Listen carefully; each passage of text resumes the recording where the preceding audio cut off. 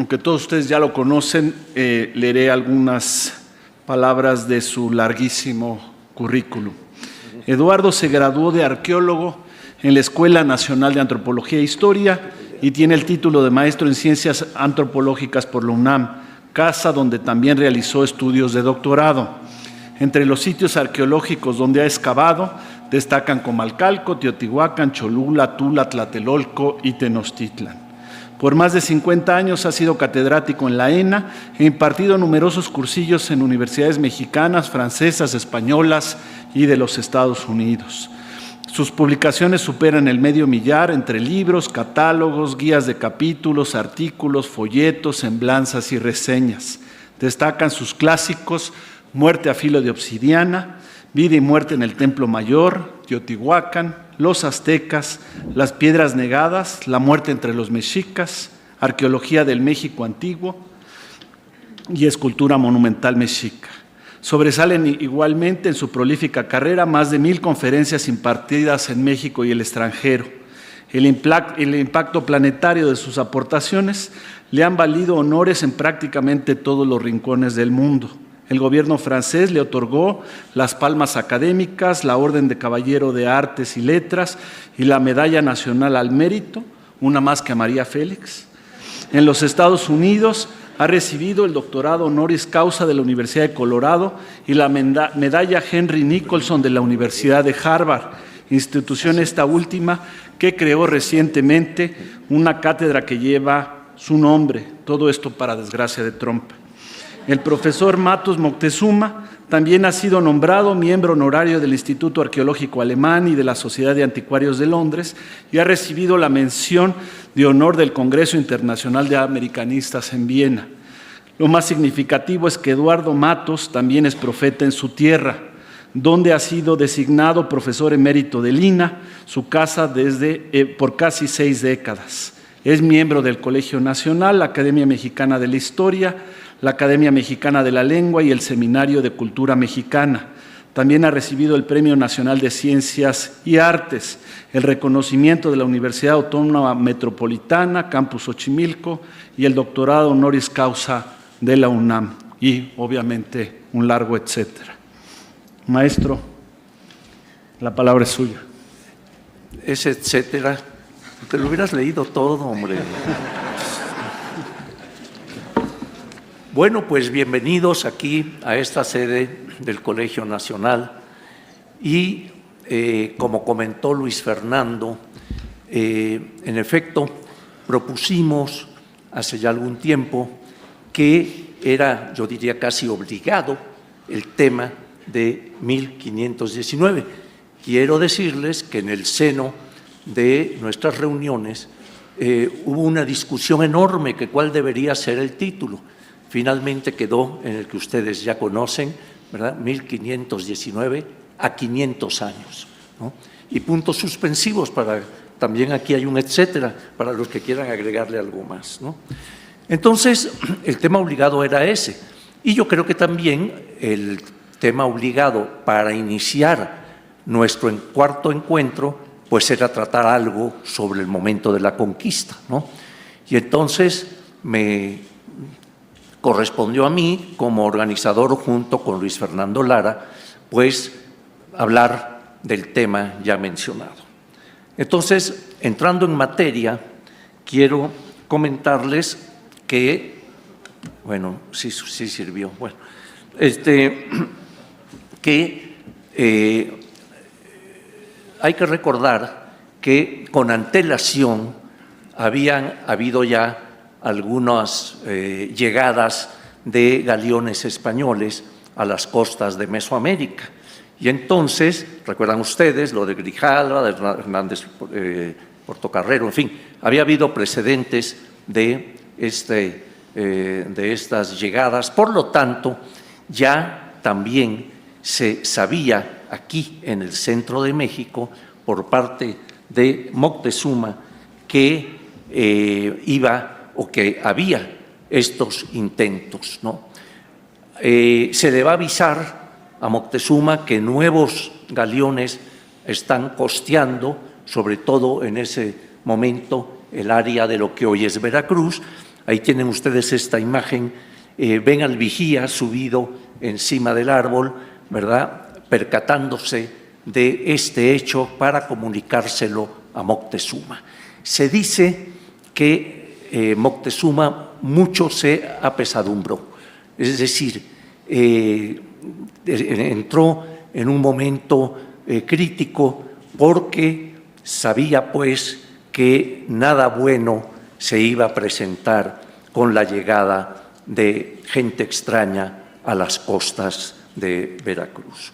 Entonces, Moctezuma va finalmente a ser el protagonista, por lo menos en una primera parte, digamos, en relación a lo que va a ocurrir a partir de ese momento. Cortés es quien comanda. Recuérdense que él había huido de Cuba, en cierta forma, había sido nombrado por Diego Velázquez, pero como jefe, como comandante de esta nueva incursión, pero en un momento dado Velázquez entra en dudas y Cortés decide hacerse a la mar, o sea, escapa de Cuba y viene a parar a tierras mesoamericanas. Aquí el contendiente, pues como decíamos, va a ser Moctezuma II, de todo este linaje que había estado gobernando la ciudad de Tenochtitlan, y entonces le va a tocar a él enfrentar en una primera instancia a lo que eran estas fuerzas ajenas a Mesoamérica. Hay algo interesante que quiero recordar. En su paso por Cozumel, por la península de Yucatán, Cortés sabe que hay españoles náufragos que desde hace 7 años se encuentran en esas tierras mayas. Y entonces dice las crónicas, que les envía cartas y que invitándolos a que se unan a la empresa conquistadora. Esto lo recibe en primera instancia Jerónimo de Aguilar. Jerónimo de Aguilar tenía algunas órdenes religiosas, en fin, dicen que leía su libro de horas, no sé en el naufragio cómo lo salvó, pero se ve que puso mucho celo en eso. Y yo he escrito por ahí en algún prólogo cómo, en lugar de voltear a ver a una joven maya que pasaba frente a él, pues prefería clavarse en su libro de horas y rezar. Enterado de que andan en la costa por aquella carta de Cortés, se va a buscar a su hermano, a Gonzalo Guerrero. Gonzalo Guerrero, ese sí que veía a las mayas, o sea, estaba casado, tenía ya hijos, quizá los primeros mestizos, ¿verdad? Lo invita pues Jerónimo a que se una, que vayan los dos a unirse a las fuerzas de Hernán Cortés. En un principio, o de plano, va Guerrero a decirle: no, mira, estoy casado, tengo tatuado mi rostro al estilo maya, mira mis hijicos cuán bonicos son, o sea, yo no voy a irme a unir, yo me quedo aquí porque soy jefe y soy capitán en tiempos de guerra, ¿no? Y se dice que murió inclusive apoyando a los mayas en contra más tarde de los españoles. El hecho es que entonces Jerónimo de Aguilar va a las naves, se sube, no lo reconocen porque estaba pues tostado por el sol, ya vestía ropajes indígenas, en fin, por todo ese tiempo, y no lo reconocen. Y entonces dice Cortés: bueno, ¿y dónde está el español que estaba por aquí? Entonces él, Jerónimo, para darse a conocer, dice: Santa María y Sevilla. Dicen que ya hablaba un poquito raro el español por los 7 años en que aprendió la lengua maya, y en esto es que quiero poner énfasis: aprendió la lengua maya. Entonces va a servir más tarde junto con la Malinche, con Malintzin, en diversos aspectos de la conquista de México. Entonces, pues, vamos a ver cómo se une este primer personaje. Poco después, Cortés sigue haciendo su costeo, ¿verdad? Y se va a dar la famosa batalla de Centla, en donde entran en acción los caballos, es un enfrentamiento muy fuerte, deja bajas por ambos lados, ¿verdad? Y va a provocar, en cierta forma, que al día siguiente se le regalan a Cortés, a sus gentes, 20 mujeres, entre ellos la Malinche, ¿no? La Malinche era una persona muy instruida, puesto que era hija de caciques de aquella región, de lo que hoy es Tabasco, por ahí. Entonces, era una persona preparada, era una persona inteligente, ¿verdad? Y aquí viene lo que yo considero un primer mito que hay, ahora sí, perdón por repetir, pero que hay que desmitificar, ¿no? Que es, nosotros sabemos que actualmente el que tiende más a lo extranjero que a lo propio, que a lo nacional, se le dice malinchista, es decir, que prefiere aquello que nos es ajeno a lo propio.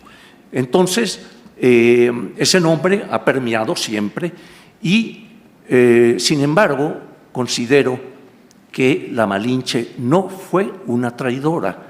¿Por qué razón? Porque ella no era, hasta donde yo he podido averiguar, no era mexica. Si hubiera sido mexica o azteca, entonces sí, ¿no? Traiciona a su propio pueblo, pero no lo era. Y al contrario, había sido testigo de la expansión que el mexica, que Tenochtitlan había hecho por aquellas regiones. Entonces, estaba uniéndose precisamente para apoyar a quienes quizá pudieran defenderlos en contra de Tenochtitlan, ¿no? Pero el hecho importante es que entonces va a tener a su otra traductora. La Malinche, como digo, era una mujer preparada, hablaba varias lenguas indígenas, entre ellos el maya y el náhuatl, ¿no? Entonces iba a apoyar, con la ayuda de Jerónimo, que hablaba el maya y el español, pues a servir de mucho, y constantemente se les menciona en las fuentes. Ahora bien, quiero marcar una diferencia muy importante, que luego la veremos en algún mapa. Es muy diferente la actitud que tienen los mayas a la actitud que tienen las gentes de la costa veracruzana. ¿En qué sentido? En la zona maya se les recibe de forma beligerante, se les ataca, hay guerras, etcétera, ¿verdad? Si no, se retiran y dejan los pueblos solos, ¿verdad? Entonces tenemos de esa información bastante de cómo son recibidos en lo que es esa zona maya. En cuanto llegan al área veracruzana, precisamente en Veracruz, va a haber un cambio fundamental. Allí se les recibe bien, se les da bastimentos, se les abastece una serie de cosas, en fin. Entonces, ¿a qué se debe este cambio radical entre mayas y los grupos veracruzanos costeros? Pues a un hecho muy sencillo. Los grupos veracruzanos costeros eran y estaban bajo el control de Tenochtitlan. Estaban sujetos primero militarmente, después ya por un tributo enorme que se les aplicaba, y entonces estaban agobiados por aquella imposición, ¿no? Y entonces, ¿qué va a ocurrir? Apoyan a Cortés inmediatamente. Igual que la Malinche, pues ven la oportunidad de unirse con alguien. Y Cortés inmediatamente se da cuenta de esto. Y entonces va a decirles: ustedes ya no están sujetos al señor de atrás de los volcanes, a Moctezuma, sino que ustedes ya tienen otro señor, ¿no? Que es Carlos V. Entonces, Así que ya ustedes no tienen que pagar el tributo, quedan liberados de eso y demás. Pues aquellos pues felices, ¿no? Porque realmente la tributación era bastante fuerte, ya lo veremos más adelante. Entonces, ¿qué va a ocurrir? ¿No? Que con aquel apoyo Cortés ve que tiene ya, por así decir, tierra firme para poder asentarse e iniciar la conquista de Tenochtitlan. Y aquí viene otro mito que nos decían nuestras maestras en la primaria, nuestras muy queridas maestras, nos decían. Y entonces Cortés quemó las naves, no las quemó nunca. O sea, dice en el escrito, dice, dio a través con ellas. Siempre que me meto en estas cosas de palabras, temo la presencia de mi amiga Compani y de Luis Fernando, que están dedicados a esos temas. Pero, en fin, yo me arriesgo y ya. Entonces, dice, dio a través con las naves, o sea, las encalló, las embaró, no embarazó, embaró, que no haya malentendido. Y entonces, Cortés, pues, ya se siente firme, porque además, en las huestes que él traía, había muchos inconformes de que se hubieran escapado de Cuba, querían regresar, ¿no? Y otros sí, eran fieles totalmente a Cortés. Entonces Cortés, con esta actitud, primero, ahora sí que alia jacta es, ¿no? La suerte está echada, encalla estas naves y va a, digamos, a iniciar lo que es la conquista de México. En este aspecto hay algo importante que yo creo que hay que también aclarar, ¿no? Investigaciones de hace pocos años, ¿verdad?, negaban la presencia de Bernal Díaz entre las huestes de Cortés y se mencionaba que Bernal nunca había estado aquí, que en realidad quien escribió la historia verdadera de la conquista de la Nueva España, ¿verdad?, la gran obra de Bernal Díaz, había sido Hernán Cortés, ¿no? Entonces, aquí un pequeño homenaje a nuestro querido maestro Miguel León Portilla. Hay una publicación de la Academia Mexicana de la Lengua que les recomiendo mucho, son 2 tomos, ¿verdad?, de la historia verdadera de la conquista. Y trae un soberbio, magnífico, digamos, escrito de Miguel, en el cual analiza todo lo de Bernal Díaz del Castillo. Hay que leerlo porque realmente es un documento impresionante. ¿Y qué nos dice don Miguel? Dice: confirmación fehaciente de que Bernal Díaz del Castillo acompañó a Hernán Cortés en su expedición a México, la ofrece un documento que por mucho tiempo se desconoció, conservado en el Archivo de Indias. Este documento es un pedimiento realizado en la Villa Rica de la Veracruz con fecha lunes 20 de junio de 1519. Se trata de un escrito que se concibió para entregarlo a los procuradores Francisco de Montejo y Alonso Hernández. En fin, más adelante agrega nuestro homenajeado. El interés de este documento es doble.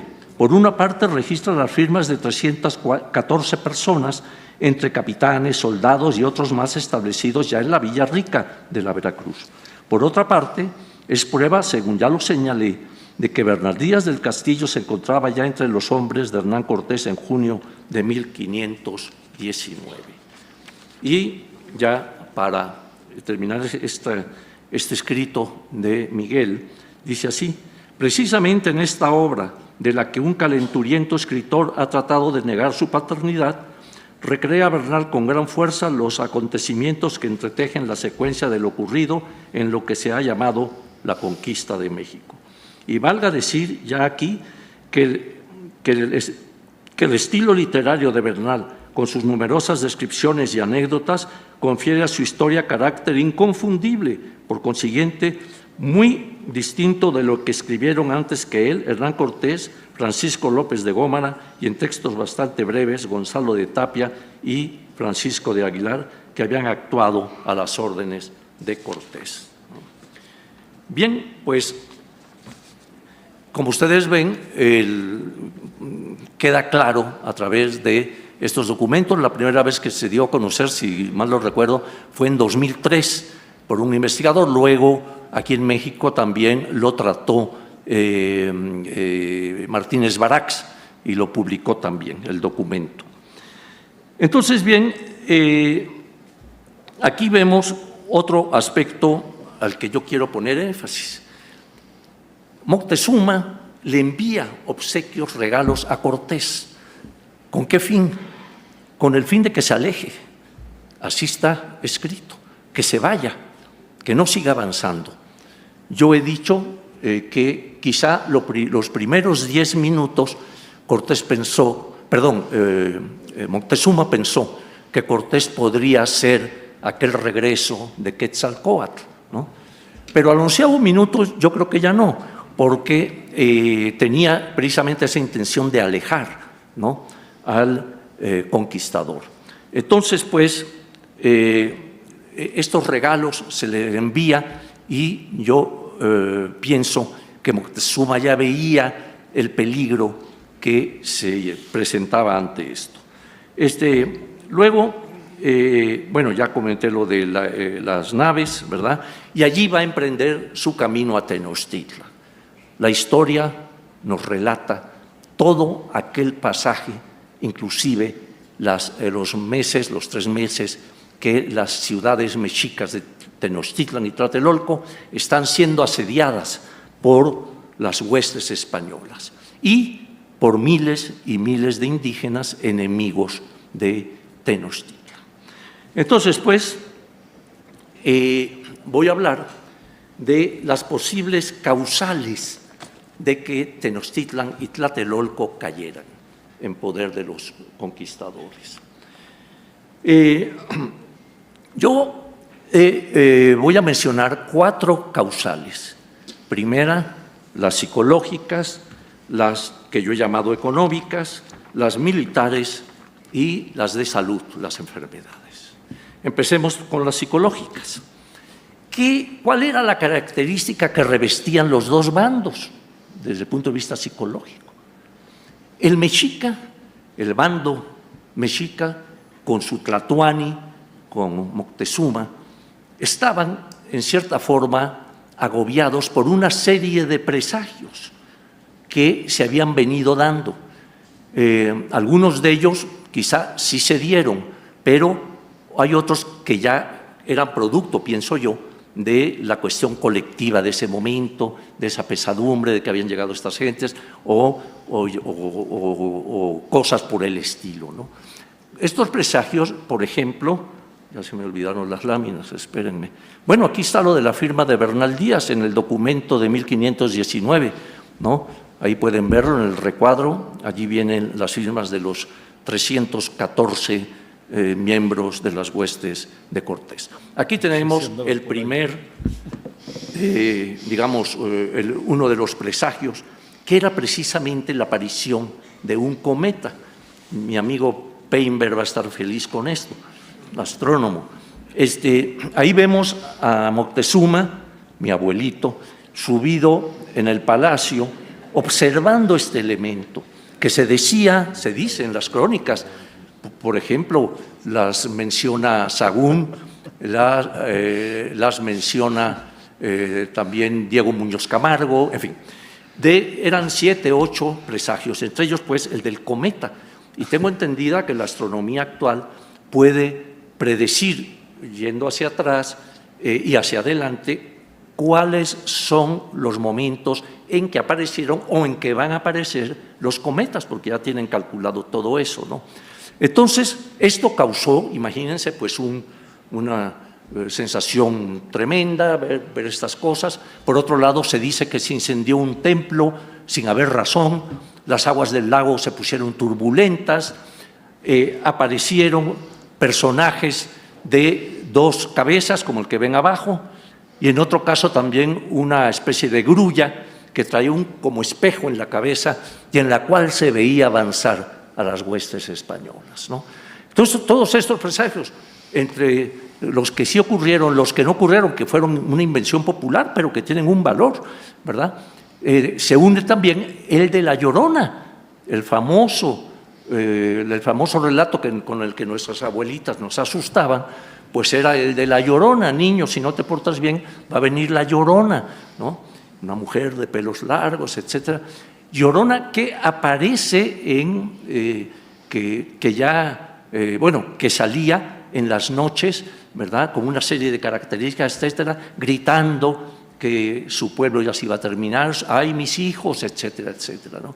Entonces, dentro de estas causas psicológicas, primero están estos aspectos de los presagios que no anunciaban nada bueno, ¿no? Después, ¿qué va a ocurrir? Es cuando llega ya Cortés a Tenochtitlan, captura a Moctezuma. Lo tiene capturado en el palacio de Axayácal, que es donde residen los españoles, ¿verdad? Y el Tlatoani, quiero decirles que Tlatoani, y aquí sí que me corrija Leonardo, viene de la palabra tlatoa, que es palabra, el que tiene la palabra, el que habla, ¿no? Y ese era el Tlatoani, ¿no? Es como decir hoy el señor presidente, cosas así, era el Tlatoani. Entonces, imagínense lo que es para un pueblo que su gobernante máximo es capturado y lo tienen preso en la casa de los conquistadores, ¿no? Recuerden que el Tlatoani reunía en sí dos características fundamentales. Era el gran jefe de los ejércitos, el gran capitán, y era a la vez el sumo sacerdote. O sea, que los poderes, tanto del ejército coercitivos como los ideológicos, estaban bajo el mando de, en este caso, de Moctezuma, ¿no? Entonces, esto es muy importante, porque teniendo preso a su máximo gobernante, pues se va a presentar una situación muy difícil para el bando mexica, ¿no? Y después vienen los combates, ¿no?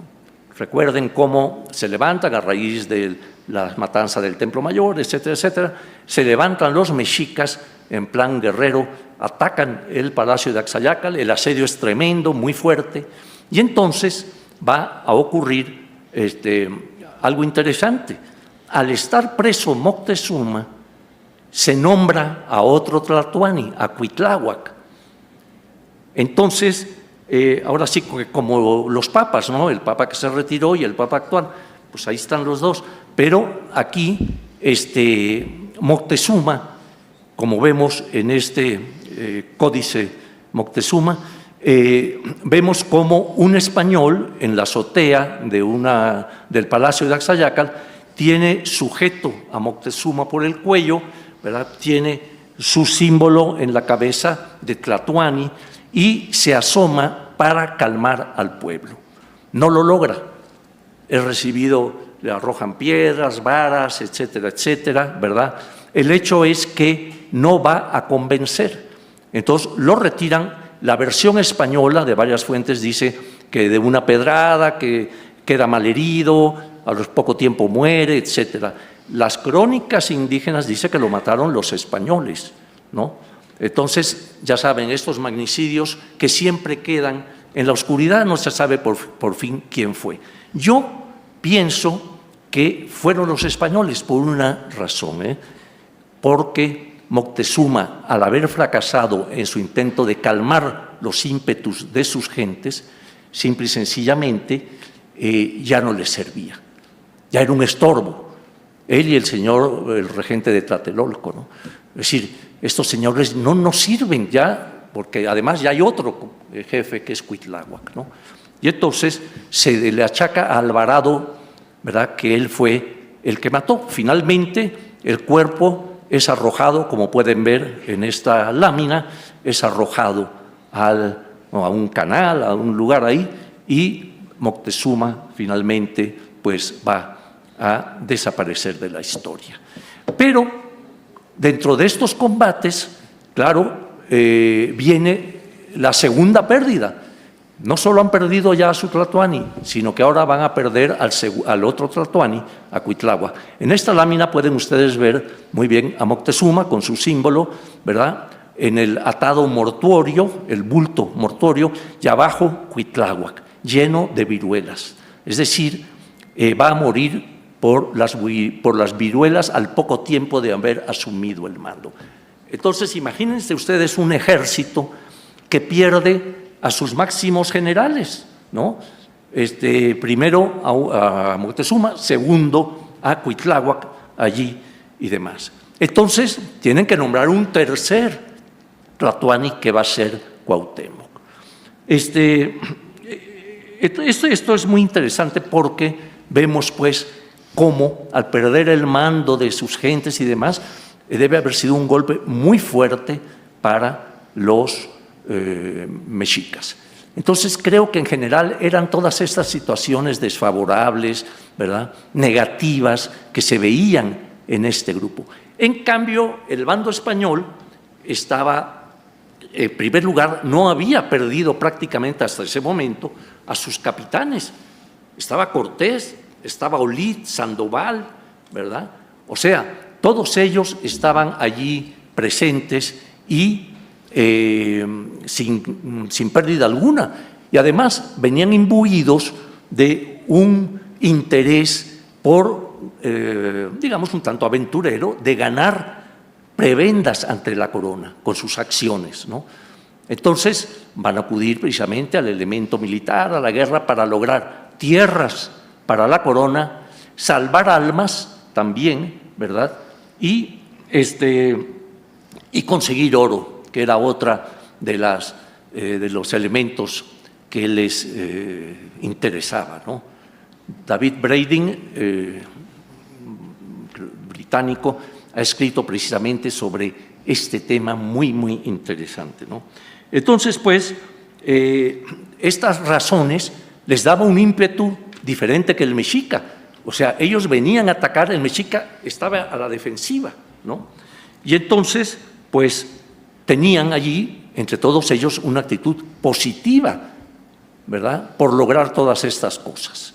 Entonces, pues vemos ahí esas dos presencias que van a tener cada uno de los grupos contendientes. Luego vienen las segundas causas, las económicas. Aquí ven ustedes lo que era el imperio mexica, ¿no? En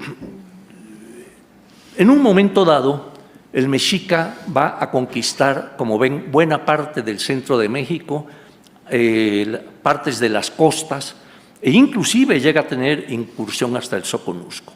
Pero en este mapa ustedes pueden apreciar que los pueblos sometidos al mexica, sobre todo en la parte de la costa del Golfo, precisamente es donde hay la presencia militar y tributaria del mexica. En cambio, ven que en la zona maya no hay nada, no han todavía emprendido la conquista de la zona maya. Entonces, de ahí aquello que yo mencionaba, el maya pues está en plan de guerra contra el español.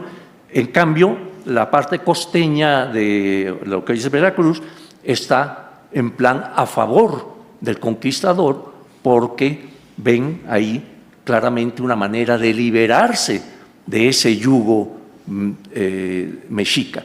Yugo que era bastante fuerte.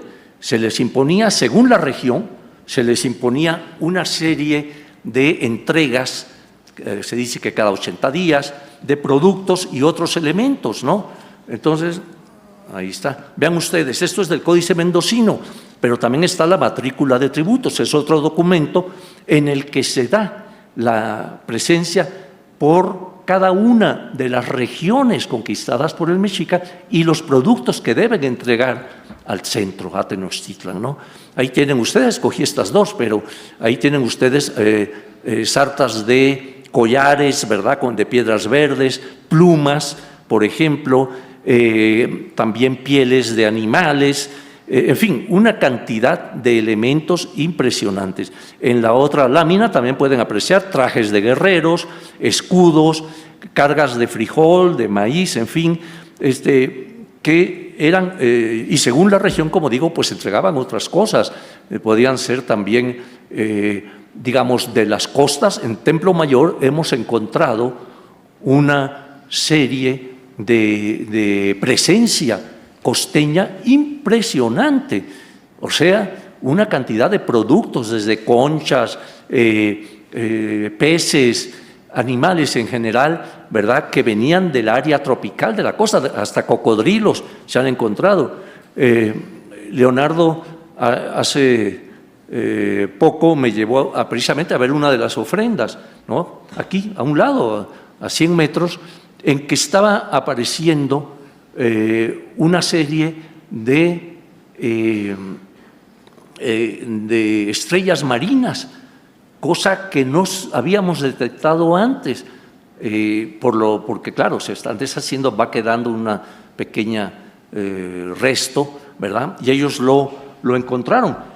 Para darle una variante, mi querido Leonardo, nada más cuenta rápidamente ese aspecto de las y échate ya la conferencia. Lo que sigue.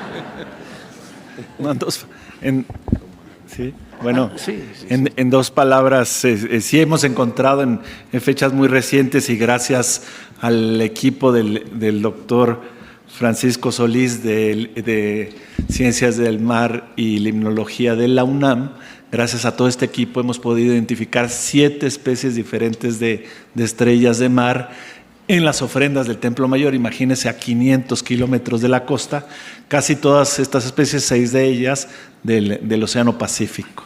Y obviamente es una dificultad de identificarlas taxonómicamente, porque solo quedan lo que llamamos las placas de silicio, es decir, pequeñísimos fragmentos. Gracias. Bueno, de viva voz de quien está encontrando estas cosas con su equipo, pues ven la riqueza en estas ofrendas que nos denotan esas conexiones con regiones costeñas del altiplano, etcétera, etcétera, ¿no? Ha habido estudios de las conchas, ha habido estudios, en fin, diferentes tesis sobre estas presencias, ¿no? Entonces, como ven, pues entramos, ya vimos las psicológicas, ya vimos las económicas, ahora vamos a entrar a las militares, ¿no? Esta causal militar, en la que también hay otro mito, valga la expresión, que hay que desmitificar. Y se trata de que comúnmente, y a mí me lo han preguntado varias veces, ¿no? Oiga, profesor, ¿cómo es posible que 800 españoles hayan conquistado a miles y miles de indígenas mexicas? Pues no, es que no eran nada más 800 o 1000 españoles, eran eso, más miles y miles de contingentes indígenas, sobre todo de Tlaxcala, Huejotzingo, o sea, de los pueblos que estaban o conquistados por el mexica o a punto de ser conquistados. Entonces, veamos una referencia que hay sobre este aspecto que nos relata, a ver, ¿dónde aquí. Bueno, nos dicen una de estas fuentes. Mandó que Pedro, bueno, porque aquí vino una cosa muy interesante antes de dar lectura a eso. Aquí tienen lo que puede ser Tenochtitlan y a su lado izquierdo, no de ustedes, bueno, ahí ven a Tlatelolco también, la otra ciudad mexica. Enemigas entre sí, aunque era el mismo pueblo, pero bueno. Era una ciudad estratégica por un lado, pero vulnerable por el otro. Estratégica porque, estando en medio de un lago, para empezar, pues era difícil, ¿verdad?, que enemigos indígenas con sus canoas y demás llegaran allí, cuando había también miles y miles de canoas mexicas que servían para trasladar productos, para trasladar gentes, pero también para, en un momento de guerra, atacar. Ustedes ven las calzadas que ligan a tierra firme, ¿no? La de Tacuba, digamos, la que está frente al recinto ceremonial, la de Iztapalapa, que corre hacia allá, hacia Coyoacán, etcétera, y la que corre hacia el norte, hacia el Tepeyac, ¿no?, fundamentalmente. Del otro lado había una pequeña calzada, pero no es en realidad casi mencionada. Entonces, pues, Una de ellas, la de Tacuba, además, tenía construido partes, digamos, llegando a la profundidad del lago, o sea, estaban más fuertemente cimentadas, y otras que eran puentes, o sea, que se podían inclusive quitar, ¿no?, para dejar aislado al enemigo, ¿no? Entonces era una ciudad muy estratégica, pero como digo, también muy vulnerable. Entonces, ¿qué ocurre? Cuando llega Cortés, era un estratega tremendo, lo que manda es controlar los accesos a Tenochtitlan, ¿no? Va a controlar precisamente lo que es la parte de Tacuba, la cual pone al mando a Alvarado, ¿verdad? Después va a controlar la parte de Iztapalapa, ¿verdad? O sea, todas las calzadas que eran el medio terrestre para llegar a Tenochtitlan las van a copar, ¿no? Y entonces, en una de sus cartas de relación, Cortés señala que fue un gran ardid, dice él, fue un gran ardid el cortarles el agua potable que abastecía a Tenochtitlan. Esa agua potable venía de los manantiales de Chapultepec y llegaban por la calzada de Tacuba, la que está aquí al frente nuestro, recta, llegaba a la calzada de Tacuba y por ahí llegaba, por medio de 2 caños, ¿verdad?, el agua a Tenochtitlan, ¿no? Entonces Cortés manda agentes de Alvarado, parece que Bernal Díaz participa en eso, y van, como ellos dicen, a quebrar los caños, van a destruir este elemento, ¿verdad?, que conduce el agua a la ciudad. Entonces la población queda aislada totalmente, Tenochtitlan, y imagínense, sin agua potable, y además sin bastimentos, porque la comida y demás, pues, era traída a través de las canoas o a través de las calzadas, pero Cortés había mandado hacer los bergantines. El bergantín era el más pequeño de los galeones, era un barco de no mucho calado, en fin, muy maniobrable, y manda a buscar toda la materia prima en Tlaxcala, manda a la costa a buscar los aparejos de los barcos encallados, ¿no?, y se los trae para utilizarlos en los bergantines, ¿verdad? Dota a los 13 bergantines, por cierto, uno lo capturan los mexicas, pero el hecho es que estos elementos ya son ensamblados todo en Texcoco, y de Texcoco los van a meter hasta la laguna. Entonces, la estrategia, claro, estaba muy bien diseñada, era cortar los accesos de alimento y de agua a la ciudad, tener el control del lago a través de los bergantines, ¿no? Y se dice que eran miles y miles de canoas indígenas que atacaban, ¿verdad? Pero cada bergantín traía un cañón, ¿verdad?, y marineros experimentados, en fin, y pues se iban sobre las canoas y demás, ¿no? Entonces, pero en cuanto al número de soldados, con este otro mito de que 1000 españoles o los que sea conquistaron, fueron a conquistar a miles y miles de indígenas, pues no, eran 2 ejércitos formidables, ¿verdad? Por eso quería leerles, por ejemplo, puso a Alvarado, como se dice, mandó que Pedro de Alvarado fuese por capitán de 150 soldados de espada y rodela, españoles, ¿no? Y muchos llevaban lanzas y dalles, y de 30 a caballo, y 18 escopeteros y ballesteros, ¿no? O sea, traía esa fuerza. Pero además le dio 8,000 tlaxcaltecas con sus capitanes, ¿no? Igual va a ocurrir con el caso de Cristóbal de Olid, que va a quedar en la parte de Iztapalapa hacia Coyoacán, ¿no? Dice allí más o menos y lo mismo, ¿no? Que le dio otros 30 de a caballo y 175 soldados y 20 escopeteros y ballesteros, todos con sus armas, según y la manera que los soldados que dio a Pedro de Alvarado. Y le nombró unos capitanes, en fin, y dice, y le dio otros 8,000 tlaxcaltecas y le mandó que fuese al Real de la ciudad de Coyoacán. El otro, Gonzalo de Sandoval, que era alguacil mayor, le dio 24 de caballo, 14 escopeteros y ballesteros y 150 soldados, de espada y rodela y lanza, y más de 8,000 indios de guerra de los de Chalco y Huejotzingo y de otros pueblos por donde el Sandoval había de ir, que eran nuestros amigos, ¿no? Entonces, como pueden ver, pues en realidad era una fuerza. Hay otros números en otros cronistas que inclusive son mayores en cuanto a los contingentes indígenas que apoyan a Cortés. Entonces, era una fuerza de cerca de 70,000 soldados, ¿verdad?, contra el mexica que defendía su ciudad. Entonces, claro, el elemento de no tener agua, de no tener alimento, de estar en ese aspecto no arredró para nada a las fuerzas mexicas. Nos relata el mismo Cortés y Bernal Díaz cómo un día tomaba una sequía, al día siguiente la recuperaba el mexica, seguían los combates, fueron, según lo que se dice ahí, bastante cruentos, ¿no?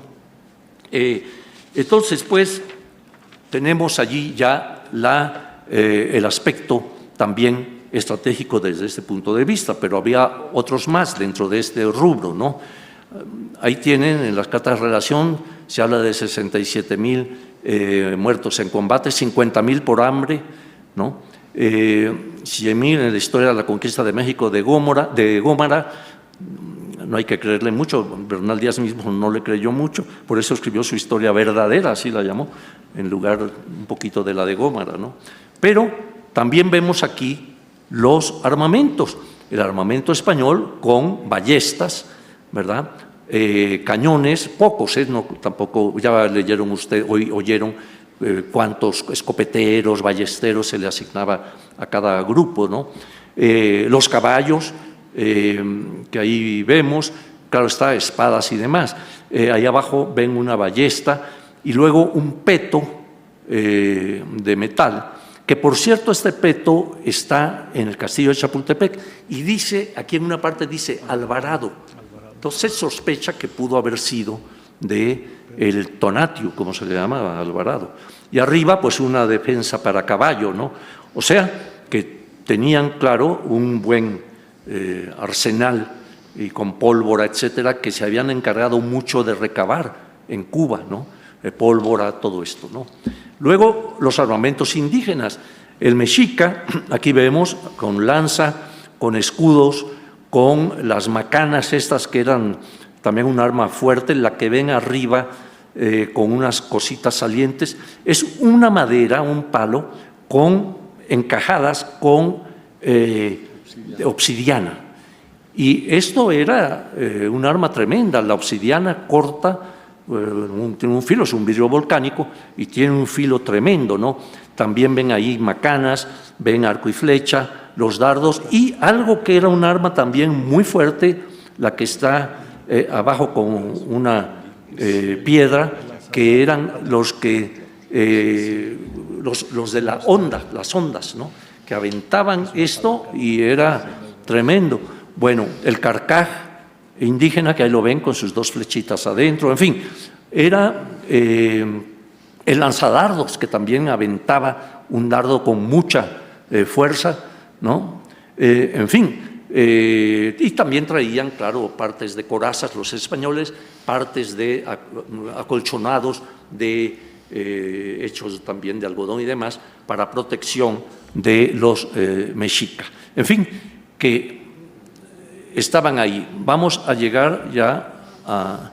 Antes los dejo con esta lámina para no… El cuarto y último es el de las enfermedades, el de la salud, ¿no? Esto fue también un causante, yo creo, muy fuerte en contra de las huestes mexicas. Imagínense ustedes todo un pueblo metido en Tenochtitlan, ¿verdad?, que carece de agua, que carece de alimentos, ya se les habían agotado y demás, no podían abastecerse más, por lo que ya dijimos, y además llega una serie de pestes, de cosas que van a vulnerar a muchos de los indígenas, ¿no? Quizá una de las más fuertes es la viruela, ¿no? Ya recuérdense que Cuitláhuac, ya lo mostramos lleno de pústulas, ¿verdad? Y va a morir finalmente, pero nos dice Sahagún en su historia de las cosas de la Nueva España, por ejemplo, ¿no? Nos dice: de esta pestilencia murieron muchos indios, tenían todo el cuerpo y toda la cara y todos los miembros tan llenos y lastimados de viruelas que no se podían bullir. Ya luego vamos a ver qué nos dicen del bullir, mi querida Companis o Luis. Tan llenos y lastimados de viruelas que no se podían bullir y menear de un lugar, ni volverse de un lado a otro, y si alguno los meneaba, daban voces, gritaban, ¿no? Esta pestilencia mató gente sin número, muchos murieron porque no había quien pudiese hacer comida. Los que escaparon de esta pestilencia quedaron con las caras aholladas y algunos los ojos quebrados. Duró la fuerza de esta pestilencia 60 días y después que fue aflojando en México, fue hacia Chalco, ¿no? Entonces, como ven, pues de esta pestilencia de viruelas y demás, pues fue otro aliado del español, ¿no? Entonces, vemos pues cómo, por cierto que va a haber una de las ponencias de nuestros colegas aquí, con invitados también externos, que los hay, va a ser precisamente sobre el aspecto de la salud. Lo van a tratar algunos de nuestros colegas. Pues bien, el final ya lo conocemos, ¿no?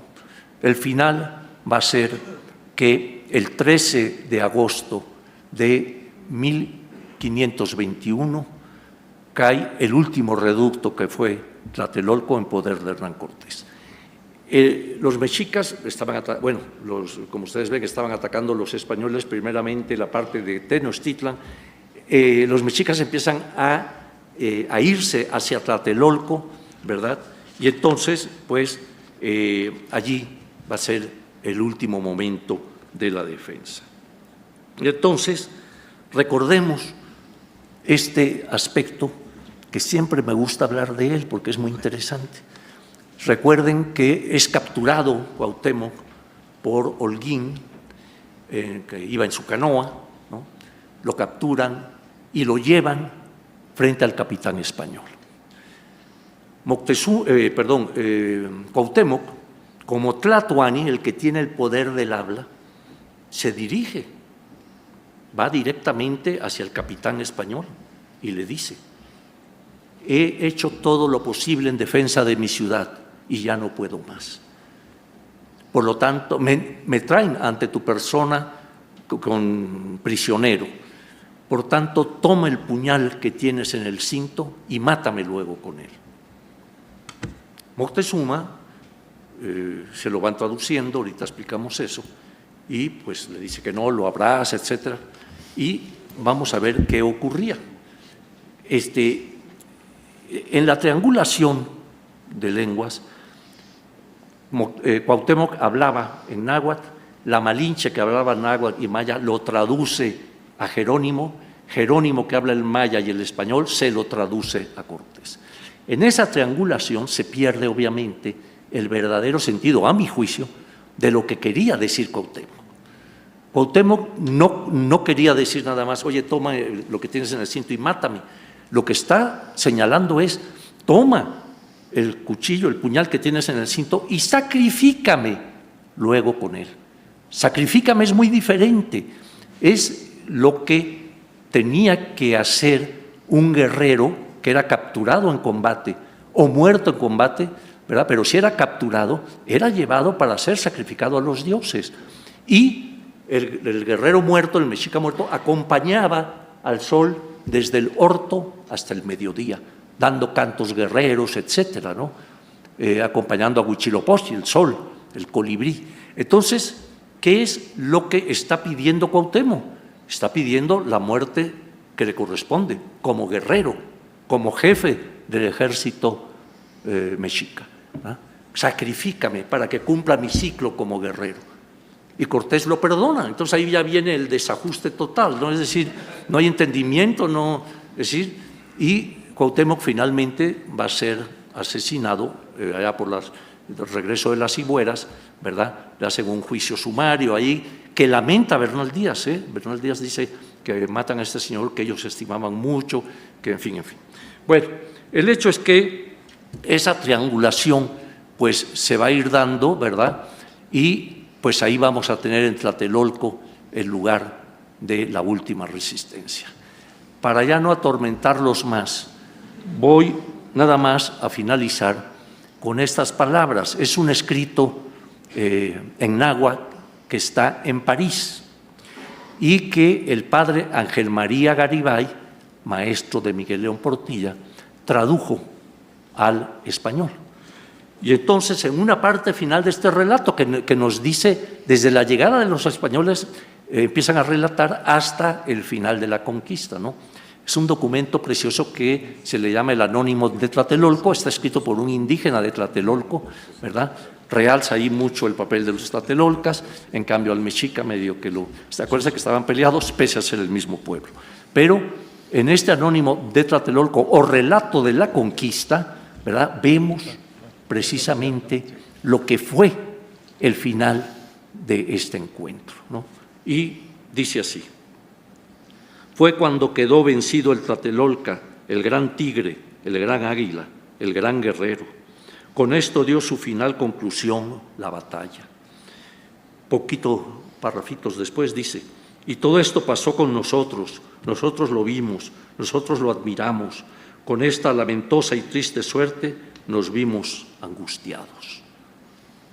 Entonces, pues, ahí está la palabra del indígena, esas que Luciano mencionó, como Miguel León Portilla también. Este texto está incluido en el libro de Miguel de Visión de los Vencidos.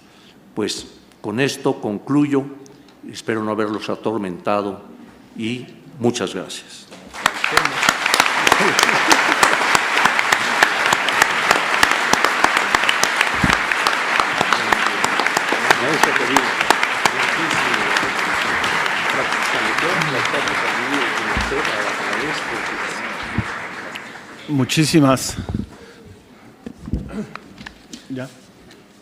Muchísimas gracias al profesor Eduardo Matos Moctezuma por esta interesantísima conferencia inaugural. Me reportan que en estos momentos tenemos casa llena, todas las aulas de este bellísimo edificio están repletas y agradecemos a ustedes su presencia y su interés. Vamos a dar paso a unas cuantas preguntas. Si alguien entre el público tiene una pregunta, les pediría que si es un comentario que sea lo más breve posible, por favor. No, buenos días. Mi nombre es Héctor Mendoza, conocido un poquito ya aquí, por el sí de venirlo, mejor. Pero mi intervención es agradecerle más que nada serie de conferencias valiosísimas. Estoy admirado por todo lo que nos dijo el maestro. Más que nada sería mi intención es en el sentido de que ya sabemos lo de la conquista, seguimos teniendo esa parte de sentirnos conquistados. ¿Por qué no la volteamos un poquito? Ahorita está aquí un representante de la Secretaría de Educación, darle otro sentido.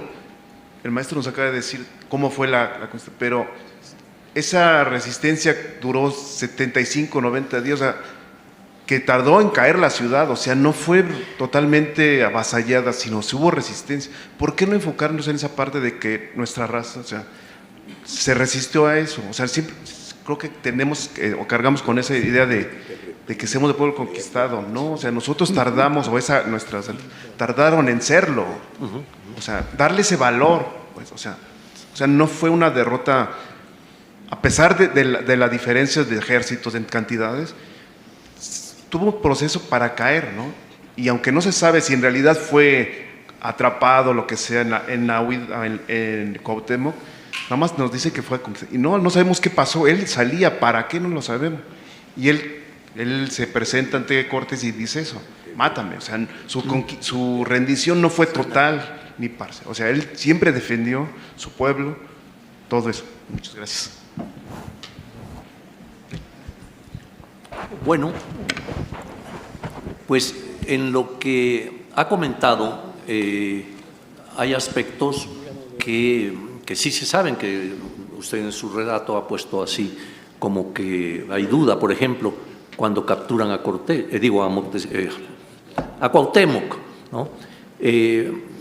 Según se nos relata, ya viendo que todo está perdido, él va con parte de su familia en una canoa y es alcanzado por un bergantín y lo detienen y lo llevan sujeto como prisionero ante Cortés, ¿no? Entonces, todo eso pues está documentado, está escrito y se puede checar ahí. Ahora, el meollo de su pregunta es en qué sentido, porque me perdí un poco ahí. ¿Qué es lo que...? ¿Ah? Bueno, en cuanto a la resistencia y demás, bueno, claro que la hubo, ya lo comentamos, hubo una resistencia enorme. Yo comentaba cómo se nos señala que un día capturaban una sequía para avanzar y demás, y al otro día la recuperaban los mexicas, y fueron combates a grado tal que, por ejemplo, nos relata el mismo Bernal Díaz, y después Toribio de Benavente, Mortolinia, también de lo sangriento que habían sido los combates. Es más, tienen que retirarse después de la guerra a Coyoacán, porque había una pestilencia enorme por los muertos de uno y otro bando. O sea, había sido una resistencia fuerte, firme, que se vio doblegada por, digamos, por esta presencia de los miles y miles de indígenas enemigos de Tenochtitlan, ¿no? Por allá. Tlazocamatic, a todos los ponentes, realmente tienen la palabra, el poder de la palabra. Yo aprovecho que está el subsecretario Luciano para decirle que sería muy importante, ahora con la nueva escuela mexicana y que se ha publicado la Ley General de Educación, en donde dan el justo lugar a las culturas y a los pueblos indígenas. Bien decía don Miguel León Portilla que en el Museo de Antropología se hablaba de los indios muertos en la planta baja y de los indios vivos en la planta alta. Yo creo que hay que darle esta dimensión a nuestros 56 pueblos indígenas o más. Hemos propuesto ante la Secretaría, ante Moctezuma, ante el abuelito de Matos Moctezuma, que se incluyan contenidos en los mapas curriculares de las escuelas normales, y solamente unos cuantos son los que tienen el poder de hacer estos programas. Esta es una excelente oportunidad, señor subsecretario Luciano, que se incluyan estos contenidos no solo en las mallas curriculares de las escuelas normales de todo el país, sino que también se incluya en los planes de estudio de la Subsecretaría de Educación Básica, en Educación Básica, estos contenidos. Yo soy maestro de Educación Física y solamente de la cultura azteca se hablan 3 cuartillas en 6 años de primaria, y de la cultura maya se habla 2, de las otras culturas no se habla en absoluto. Yo creo que este es un momento trascendente, y el colegio, en la calidad de colegio de la libertad del saber, pues había que permear estos contenidos fuertemente matizados. Y la pregunta sería a Eduardo Matos Moctezuma, que nos habla muy bien de la conquista, si más bien no fue una conquista de indígenas unidos con los españoles contra un ejército a lo mejor de 50,000 o de 60,000, pero con la diferencia de estas armas que ha mostrado brillantemente en su presentación. Y por último, yo no sé si la consigna que reza 13 de agosto de 1521 en Santiago Tlatelolco, que dice que no fue triunfo ni derrota, sino el doloroso nacimiento de una nueva cultura producto del mestizaje, sea de ese indígena anónimo. Y enhorabuena, tenemos muchos indígenas que hoy están dando en la pelea en la Universidad Nacional Autónoma de México. Aquí en Tepito tengo muchos indígenas que son alumnos destacados en el deporte, en el ajedrez y también en el patole. Es cuanto, Tlazocamatic. Bueno, pues mira, yo creo que precisamente el avance de la ciencia, de las diferentes ciencias, de las diferentes disciplinas, tienen que ir siendo, claro, tomadas en cuenta para incorporar esos datos ahora en libros de texto gratuitos, en fin, en toda una serie de aspectos para enriquecer y poner al día lo que ha dado la ciencia, lo que ha dado, digamos, las humanidades, etcétera, ¿no? Entonces es muy importante eso. Comentaste, mi querido maestro, la placa que está en Tlatelolco, el último lugar de la resistencia indígena. Esa placa, efectivamente, es anónima también, igual que el relato de la conquista, pero esa placa dice precisamente: el 13 de agosto de 1521, heroicamente defendida por Cuauhtémoc, cayó Tlatelolco en poder de Hernán Cortés. No fue triunfo ni derrota, fue el doloroso nacimiento del pueblo mestizo que es el México de hoy. No se sabe quién la firmó. Si pasan algunos años y nadie reclama la autoría, yo le voy a poner abajo Eduardo Matos Moctezuma. Es muy bonita.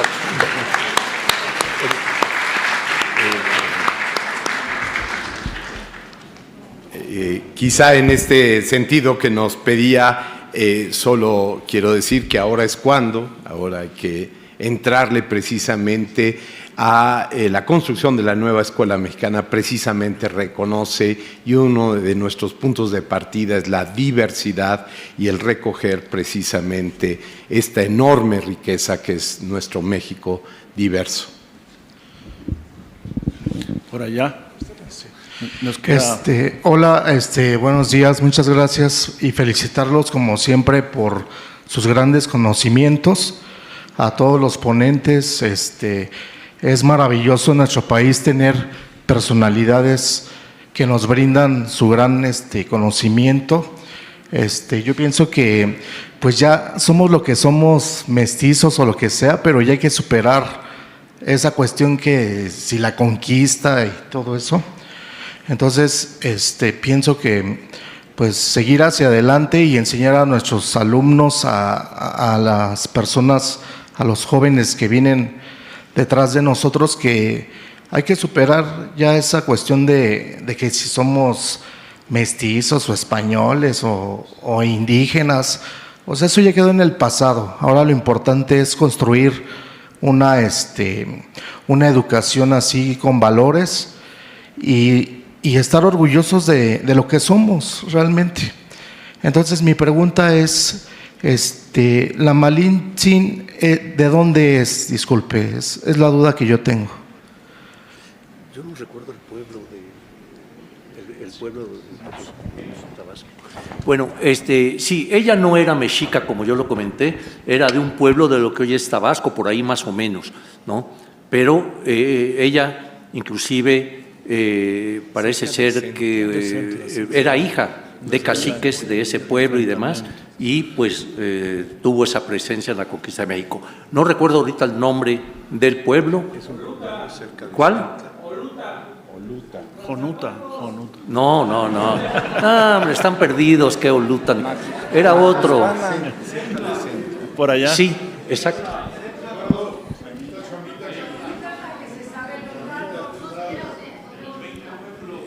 ¿Sí? Era el náhuatl. ¿Sí? Si era Oluta, como dijeron, no sé quién dijo. Bueno, pues sí. Y su lengua materna era el náhuatl, y como fue vendida a unos mercaderes que la llevaron a la Chontalpa, la zona esta intensa de comercio que había, pues hablaba maya chontal. Pero era muy parecido al maya chontal, al maya yucateco, sí. Y pudo comunicarse con Jerónimo de Aguilar muy bien. Sí. Muchas gracias, Chonita. Chonita es nuestra querida doctora en historia, lenguas, en fin, y es la persona que acompañó a Miguel León Portilla durante prácticamente toda su vida.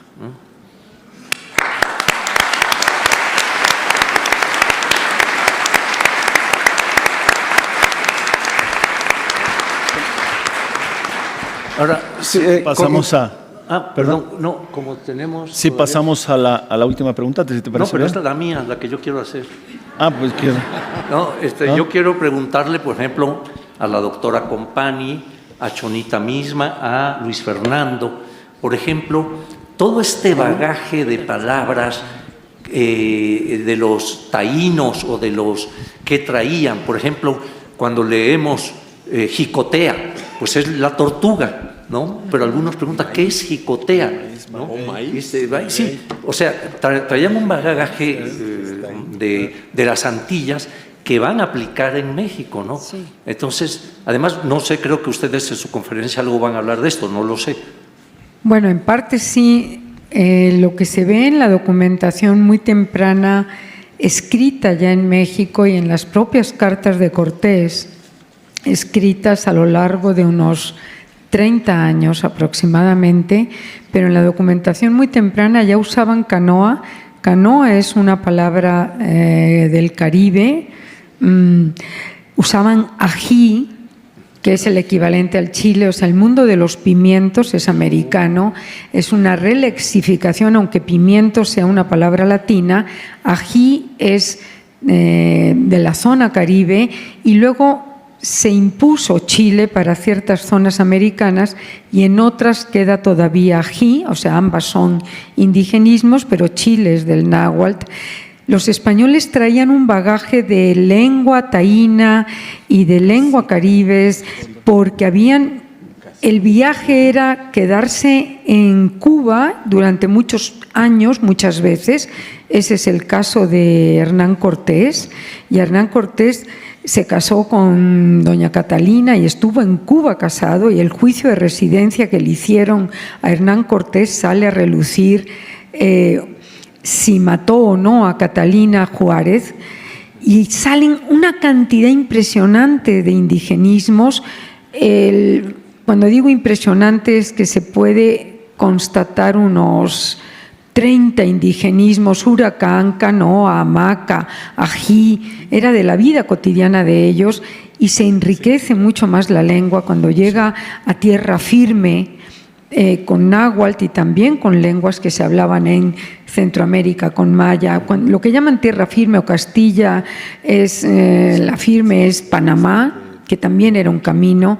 Entonces, bueno, es un español mestizado, enriquecido por lenguas indígenas, y realmente pues pasó del contacto, de un fenómenos de contacto y préstamo, a integrarse el mundo indígena en la lengua española, y la lengua española está permeando totalmente las lenguas indígenas también.